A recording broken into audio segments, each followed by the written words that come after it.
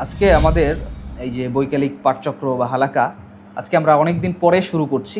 আগের অফিসে থাকতে আমাদের রেগুলার এটা করা হতো। তো আমাদের পেনফিল্ডের অফিসিয়াল ফেসবুক পেজ থেকে ঘোষণা দেওয়া হয়েছিল প্রতিদিন যে আসরের পরে যে আফটারনুন হালাকা যেটা করি, এটা আমরা আমাদের পাঠকদের সাথে, আমাদের ফেসবুক পেজের সাথে যে সমস্ত ফলোয়াররা যুক্ত আছেন তাদের সাথে আমরা এটা ফেসবুকে শেয়ার করব। তো এই ঘোষণা দেওয়ার পরে অনেকে অ্যাপ্রিসিয়েট করেছিলেন, কিন্তু আমাদের বিভিন্ন ব্যস্ততার কারণে কিংবা হচ্ছে অফিস চেঞ্জ বা আনুষঙ্গিক আরও বিভিন্ন ব্যস্ততার কারণে এটা শেয়ার করা হয়ে ওঠেনি। এক তো হচ্ছে গ্যাপ পড়ে গিয়েছিল বিষয়টাতে, এইটা নতুন করে আবার শুরু হচ্ছে। দ্বিতীয়ত হচ্ছে আজকেই মেবি হচ্ছে রেকর্ড হচ্ছে এবং এটা ফেসবুকে আমাদের অডিয়েন্সদের সাথে এটা শেয়ার করা হবে ইনশাআল্লাহ।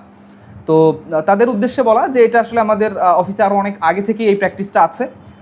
আমাদের অনেক ভাইয়েরা যারা নতুন আছেন তারা হয়তো এটা পাননি, কিন্তু আরও যারা পুরনো আছেন তারা হয়তো আমাদের এটার সাথে পরিচিত। বিশেষ করে সামিউল ভাই তো যখন প্রথমে এসেছেন তখন তো এটা ছিল, তাই না? আপনি এসে পেয়েছেন তো, এবং আমাদের ম্যানেজার সাহেব থাকা অবস্থায় তো আপনি পেয়েছেন। তো সব মিলিয়ে আমাদের এটা নতুন করে শুরু হচ্ছে। একদম শুরু হচ্ছে বিষয়টা এমন না, আগেও ছিল। আর আমরা এর আগে আলহামদুলিল্লাহ মোটা চিকন বা বড় ছোট মিলিয়ে বেশ অনেকগুলো বই কিতাব আমরা শেষ করেছি। এর মধ্যে ছিল রিয়াজুস সালেহীন, ছিল আদাবুল মুফরাদ ছিল, এবং আমাদের পেনফিল্ড এবং পেনফিল্ডের বাইরের অনেক বইয়েরও আমরা হালাকা স্টাইলে আমাদের এই পাঠচক্রটা হতো। আমরা বইয়ের মধ্য থেকে কিছু কোট করে এখানে উল্লেখ করি, সামনে যারা থাকে তাদের সাথে আলোচনা হয়, তারা কোনো একটা প্রশ্ন করে, পাল্টাপাল্টি আমাদের এখানে আলোচনা হয়। এরকম মানে শুধু একমুখী আলোচনাই সব সময় হয়, বিষয়টা এরকম না।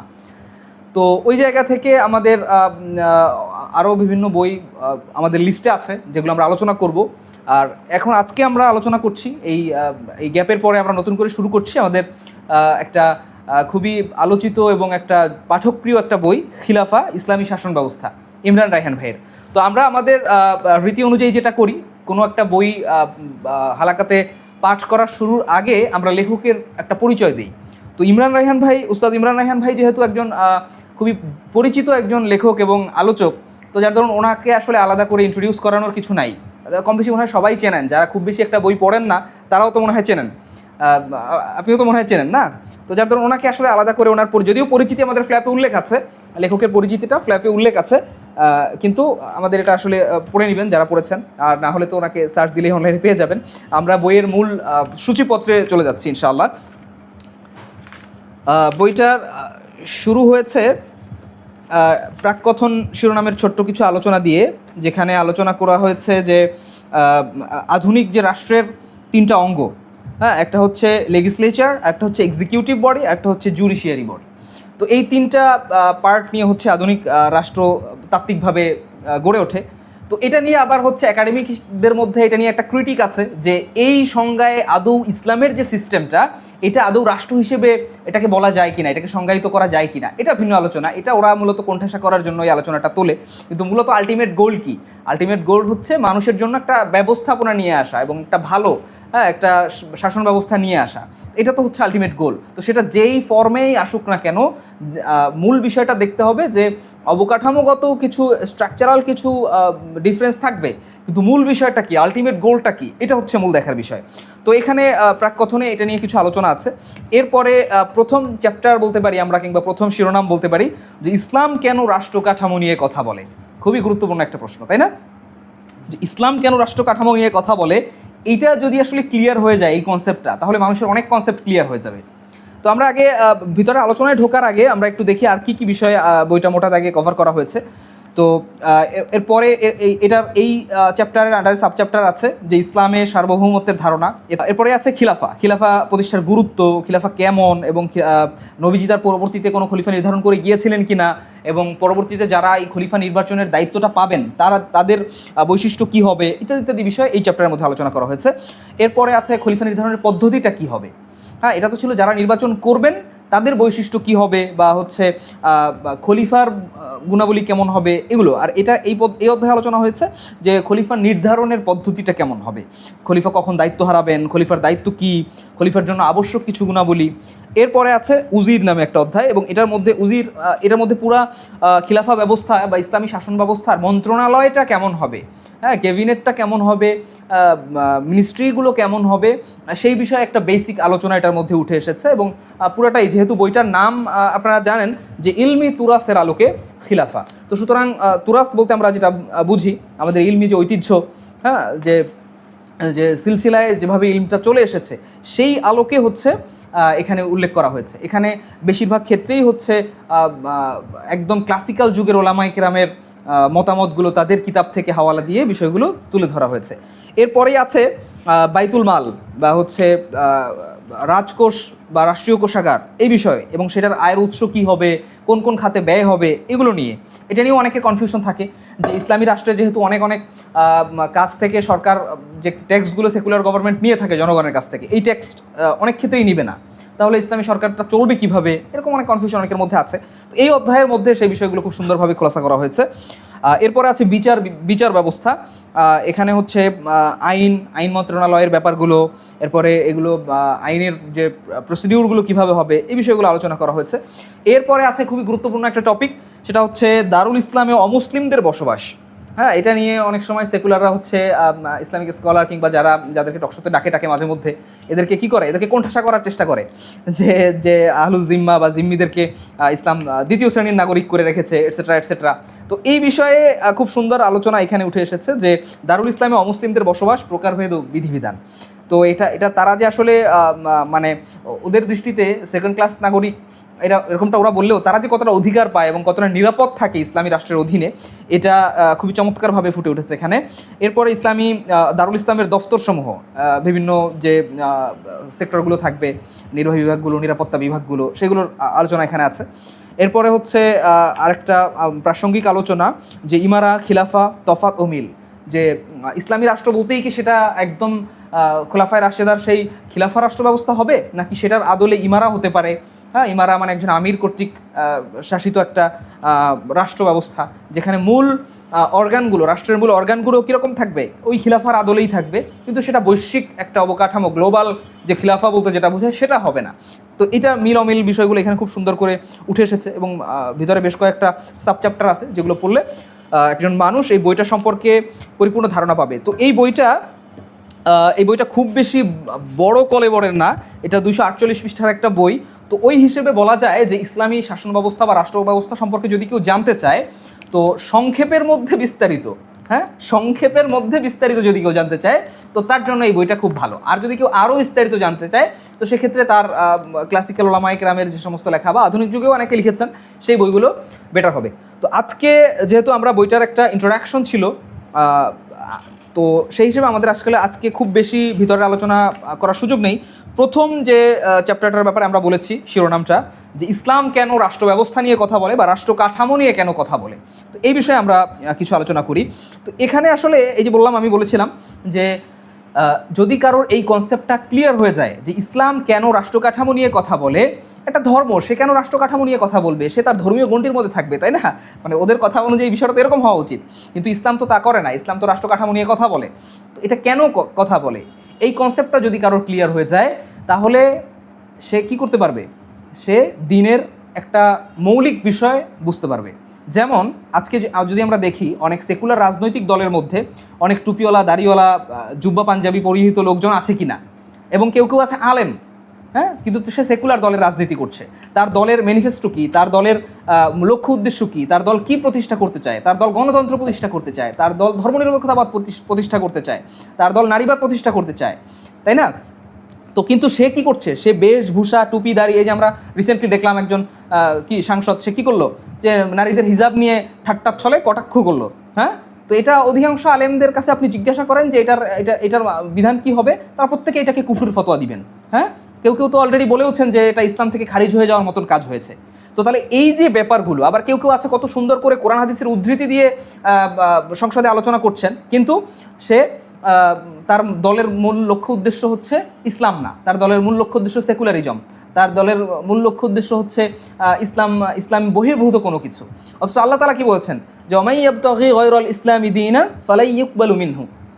তো যে আল্লাহর দিন ব্যতীত, ইসলাম ব্যতীত যদি কেউ অন্য কোনো কিছু মানে তালাশ করে, হ্যাঁ, তাহলে কি হবে, মানে জীবন ব্যবস্থা হিসেবে তালাশ করে, দিন হিসেবে তালাশ করে, তো তাহলে সেটা আল্লাহর কাছে কখনো কবুল হবে না, এবং সে কি হবে, আখিরাতে সে ক্ষতির মধ্যে নিমজ্জিত হবে। তো এই বিষয়গুলো ক্লিয়ার হয়ে যাবে যদি কেউ ইসলাম কেন রাষ্ট্র কাঠামো নিয়ে কথা বলে এটা বুঝতে পারবে। এখন ব্যাপারটা আরেকটা প্রশ্ন আসতে পারে যে ইসলাম কি তাহলে এই গণতান্ত্রিক পদ্ধতিতে রাষ্ট্র কাঠামো বা ইসের কথা বলে, ওইটা পরের আলোচনা। হ্যাঁ, আগে একটা মানুষকে বুঝতে হবে যে ইসলামের একটা নিজস্ব আইডিওলজি আছে, একটা নিজস্ব সিস্টেম আছে, একটা নিজস্ব ব্যবস্থাপনা আছে। তো যদি সেই ব্যবস্থাপনাটা সে নিজে বুঝতে পারে যে আমার Islam not only a religion, it's a complete code of life, এটা যখন সে বুঝতে পারবে তখন সে বুঝবে যে তাহলে আমার কি একটা করণীয় আছে একজন মুসলিম হিসেবে। হ্যাঁ, আল্লাহর একজন প্রতিনিধি হিসেবে জমিনে আমার একটা দায়িত্ব আছে, সেই দায়িত্বটা হচ্ছে আল্লাহর জমিনে আল্লাহর হুকুম অনুযায়ী, আল্লাহর বিধান অনুযায়ী যাতে করে শাসন ব্যবস্থা বা সমস্ত ব্যবস্থাপনা পরিচালিত হয়, এটার জন্য আমার জায়গা থেকে আমার করণীয় ভূমিকা রাখতে হবে। তো এটা যখন সে বুঝতে পারবে তখন গিয়ে প্রশ্ন হবে তাহলে পদ্ধতিটা কি হবে, সেটা কি নির্বাচনে অংশগ্রহণ গণতান্ত্রিক পদ্ধতি, নাকি দাওয়াতি পদ্ধতি, নাকি কিতাল পদ্ধতি, নাকি অন্য কি পদ্ধতি, সেটা পরের আলোচনা। এই যে রাষ্ট্র কাঠামোর বিষয়ে ইসলাম কেন কথা বলবে এইটা যখন ক্লিয়ার হয়ে যাবে একজন মানুষ, তখন গিয়ে হচ্ছে সে এই বিষয়গুলো তার ক্লিয়ার হবে। তো আমরা দেখি যে লেখক এখানে আসলে কিভাবে আলোচনাটা এগিয়েছেন। ইসলামের সাথে অন্য ধর্মীয় মতবাদগুলোর একটি বড় পার্থক্য হলো ইসলাম একটি পূর্ণাঙ্গ জীবন ব্যবস্থা, আর অন্যগুলো হলো মতবাদ। মতবাদ হতে পারে বা ধর্ম হতে পারে। ইসলাম তার অনুসারীদের ব্যাপারে যে নির্দেশনা প্রদান করে তা শুধু ব্যক্তিগত জীবনযাপন ও আচারেই সীমাবদ্ধ নয়, বরং রাজনৈতিক, রাষ্ট্রীয় ও আন্তর্জাতিক ইস্যুতেও ইসলাম সুস্পষ্ট নির্দেশনা প্রদান করে। রাজনীতি, অর্থনীতি, রাষ্ট্রনীতি, আন্তর্জাতিক সম্পর্ক ইত্যাদি সকল বিষয়েই ইসলাম সুস্পষ্ট উসুল ও নীতিমালা দিয়েছে, যার আলোকে সময়ের প্রয়োজন অনুসারে সঠিক সিদ্ধান্ত নেওয়া যায়। এটা হচ্ছে একজন মানুষের মৌলিক বিশ্বাস হবে যে ইসলাম শুধুমাত্র 5 ওয়াক্ত নামাজ পড়তে হবে, রোজা রাখতে হবে, মানে সোজা কথা ধর্ম বলতে আমরা যে স্পিরিচুয়াল কাজগুলোকে বুঝি সেইগুলোর নির্দেশনাই ইসলাম দেয়নি, বরং মানুষের দৈনন্দিন জীবনের সাথে সম্পৃক্ত যত বিষয় আছে, সেটা তার ব্যক্তিগত জীবন হতে পারে, পারিবারিক জীবন হতে পারে, রাষ্ট্রীয় জীবন হতে পারে, সামাজিক জীবন হতে পারে, এবং বহির্বিশ্বের মানুষের সাথে অন্য দেশের সাথে আরেকটা দেশের কী সম্পর্ক হবে সেই বিষয়গুলোও হতে পারে। এই সমস্ত কিছু কিসের আলোকে নির্ধারণ হবে, ইসলাম এটার সুস্পষ্ট দিক নির্দেশনা দিয়েছে, এবং প্রয়োজন অনুসারে সময়ের প্রয়োজনের কারণে সেটার ভিতরে মূলনীতি ঠিক রেখে সেটার মধ্যে রদবদল পরিবর্তন আসতে পারে, কিন্তু মূলনীতি ঠিক থাকবে, এবং সেটা অবশ্যই প্রথম যুগের 3টা প্রজন্ম তাদের বুঝ, তাদের ব্যাখ্যার আলোকে সেই পরিবর্তনগুলো হবে। তো এরপরে কি বলছেন যে ইসলামের এই নির্দেশনা সেকুলারিজমের প্রবক্তাদের বিপাকে ফেলে দেয়। আসলেও সত্য, এই যে যারা টুপিদারিওয়ালা সেকুলার রাজনীতি করেন এরকম যারা আছেন তাদেরকে তো একটা বিপদে ফেলে দেওয়ার মতন বিষয়। সেকুলারিজমের মতে ধর্ম নাগরিকের ব্যক্তিগত অধিকার হিসেবে টিকে থাকবে, কিন্তু রাষ্ট্রের কোনো সিদ্ধান্তের ক্ষেত্রে কোনো প্রভাব রাখবে না। ধর্মীয় উসুলের আলোকেও কোনো সিদ্ধান্ত পরিবর্তন বা পরিবর্ধন হবে না। পক্ষান্তরে ইসলাম রাষ্ট্রীয় বিষয়গুলোর ক্ষেত্রেও দিক নির্দেশনা দিয়ে রেখেছে এবং ইসলাম ব্যতীত অন্য সকল আইন কানুন ও নিয়ম পরিত্যাজ্য বলে ঘোষণা করেছে। ওই যে কোরআনের আয়াতটা বললাম, যে ফলে একজন মুসলিমের একই সাথে ইসলাম ও সেকুলার রাষ্ট্র কাঠামো মেনে নেওয়ার সুযোগ নেই। ইসলাম রাজনীতি ও শাসন ব্যবস্থাকেও ইবাদতের অন্তর্ভুক্ত করেছে এবং আল্লাহর নির্দেশনা অনুসারেই এই ইবাদত পরিচালনা করার নির্দেশ দিয়েছে। ইসলামী শরিয়াতে শাসন কাঠামো দিনের ভেতরের অংশ, ঐচ্ছিক কোনো ধারণা নয়। মানে এটা খুবই গুরুত্বপূর্ণ একটা পয়েন্ট, যে ব্যাপারটা এমন না যে আমি ইসলামকে ধর্ম হিসেবে মানলাম আর রাষ্ট্র কাঠামো হিসেবে অন্য একটা কিছুকে মানলাম, এটা ইসলামে অ্যালাউড, এই ব্যাপারটা এমন না। ব্যাপারটা মোটেই এমন না। যেমনটা অনেক সময় সাবজেক্টের ক্ষেত্রে, পড়াশোনার ক্ষেত্রে যেরকম মেইন সাবজেক্ট 4 সাবজেক্ট থাকে না, একটা কম্পালসারি আর একটা থাকে 4 সাবজেক্টের মধ্যে থেকে চেঞ্জ করে যে কোনো একটা কিছু নেওয়া যায়। ইসলাম এরকম কিছু না, বা ইসলামী শাসন ব্যবস্থা, ইসলামী রাজনৈতিক ব্যবস্থা, ইসলামী রাষ্ট্র ব্যবস্থা এটা এমন অপশনাল কিছু না যে আপনি চাইলে এটা নিতেও পারেন আবার বাদও দিতে পারেন। মানে একজন মানুষের এই অধিকারই নাই যে সে আল্লাহর দেওয়া বিধান ব্যতি রেখে, আল্লাহর দেওয়া বিধানের পরিবর্তে অন্য কোনো বিধানকে সে গ্রহণ করবে কিংবা এক্সিকিউট করবে, এটার সুযোগ আসলে তার জন্য নেই। ইসলাম দ্বীনের যে গুরুত্বপূর্ণ কাঠামো উপস্থাপন করে সেখানে শাসন ব্যবস্থা অত্যন্ত গুরুত্বপূর্ণ, অপরিহার্য ও অবিচ্ছেদ্য অংশ। আল্লাহ তার বান্দাদের যে কয়টি দায়িত্ব অর্পণ করেছেন তার একটি হলো আল্লাহর নির্দেশনা অনুসারে শাসন ব্যবস্থা পরিচালনা করা। ইসলামের এই নির্দেশনা কুরআনুল কারীমের কিছু আয়াত থেকেও সুস্পষ্ট হয়। যেমন আল্লাহ তাআলা সূরা জারিয়াতের 56 নম্বর আয়াতে বলেছেন যে ওমা খলাকতুল জিন্না ওয়াল ইনসা ইল্লা লিয়াবুদুন, যে আল্লাহ তাআলা আল্লাহ তাআলা জিন এবং মানুষ জাতিকে সৃষ্টি করেছেন শুধুই তার ইবাদত করার জন্য। তাহলে এখানে মানে যদি আরবি শব্দ যদি এভাবে বলি যে ওমা খলাকতুল জিন্না ওয়াল, এখানে আল্লাহ তাআলা নাবোধক বলেছেন, নাবোধক দিয়ে শুরু করেছেন যে আল্লাহ তাআলা জিন এবং মানুষ জাতিকে সৃষ্টিই করেন নাই এই উদ্দেশ্য ব্যতীত যে ইল্লা লিয়াবুদুন, এটা ব্যতীত যে সে আল্লাহ তাআলার ইবাদত করবে, এটা ব্যতীত অন্য কোনো উদ্দেশ্যে আল্লাহ তাআলা সৃষ্টি করেন নাই। তো এই আয়াতের মাধ্যমে আল্লাহ তাআলা মানব সৃষ্টির উদ্দেশ্য হিসেবে তার ইবাদত করার কথা বলেছেন। ইবাদতের সহজ অর্থ কি? আনুগত্য করা। শাইখুল ইসলাম ইবনু তাইমিয়া ইবাদতের সংজ্ঞায় বলেছেন, ইবাদত হলো এমন সকল প্রকাশ্য অপ্রকাশ্য কাজ ও কথা যা আল্লাহ তাআলা পছন্দ করেন। এটা সহজ কথা, যা কিছু আল্লাহর আদেশ তা মেনে নিলেই আল্লাহ খুশি হন, পছন্দ করেন। অর্থাৎ এক কথায় ইবাদত অর্থ আল্লাহর নিঃশর্ত আনুগত্য। তো এটা এরকমের প্রত্যেকটা ক্ষেত্রে আমাদের সে প্রাচীন যুগের যারা উলামায়ে কেরাম ছিলেন, বিজ্ঞ ফোকাহায়ে কেরাম ছিলেন, তাদের মতামতগুলো উল্লেখ করেই বইটার আলোচনায় গিয়েছে। এরপরে যে সাবচ্যাপ্টারটা আছে সেটা হচ্ছে ইসলামের সার্বভৌমত্বের ধারণা, যে সেকুলার রাষ্ট্রে হচ্ছে রাষ্ট্র হচ্ছে কী করে যে তার সার্বভৌমত্বের দাবি হয় রাষ্ট্র, কিন্তু ইসলামিক বিশ্বাস অনুযায়ী সার্বভৌমত্ব কেবলমাত্র আল্লাহর জন্য। আর সেখানে রাষ্ট্রপ্রধান তিনি আল্লাহর প্রতিনিধি হিসেবে শাসন করবেন। হ্যাঁ, এখানে সার্বভৌমত্ব তার কাছে যাবে না, যেটা পূর্ববর্তী যুগে অনেক রাজতান্ত্রিক শাসন ব্যবস্থার ক্ষেত্রে যেটা হতো, রাজাকেই সার্বভৌম ক্ষমতার অধিকারী মনে করা হতো বা বলা হতো। কিন্তু ইসলামে সেটাও ইসলাম সমর্থন করে না, বরং ইসলামের বিশ্বাস হচ্ছে সার্বভৌমত্ব কার? আল্লাহ তাআলার। আর মানুষ আল্লাহর প্রতিনিধি হিসেবে, আল্লাহর খলিফা হিসেবে জমিনে তার শাসন ব্যবস্থা প্রতিষ্ঠা করবে। এখানে লেখক এখানে প্রচুর নুসুস উল্লেখ করেছেন, কোরআনের আয়াত উল্লেখ করেছেন, ইনিল হুকমু ইল্লা লিল্লাহ, আলা লাহুল খালকু ওয়াল আমরু, আলা লাহুল হুকম, হ্যাঁ, ওয়ালিল্লাহি মুলকুস সামাওয়াতি ওয়াল আরদ। এই আরও বিভিন্ন আয়াত এখানে উল্লেখ করা হয়েছে, যে এই সবগুলোর যেটা সামারি বা মূল কথা সেটা হচ্ছে সার্বভৌমত্ব আল্লাহ তাআলার, এবং এই ইসলামের সার্বভৌমত্বের ধারণাটা এই চ্যাপ্টারে ক্লিয়ার করা হয়েছে।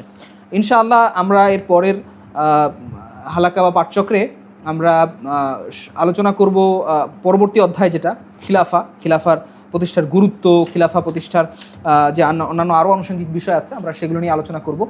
আর হচ্ছে আমরা চেষ্টা করব কয়েক পর্বের আলোচনার মাধ্যমে এই খিলাফা বইয়ের পাঠচক্রটা শেষ করার, এবং ধারাবাহিকভাবে আমরা আক্ষরিক অর্থে প্রতিদিন না হলেও আমরা চেষ্টা করব যে আমাদের এই পাঠচক্র বা হালাকাটা এটা যাতে একটা রেগুলারিটি বজায় থাকে ইনশাআল্লাহ।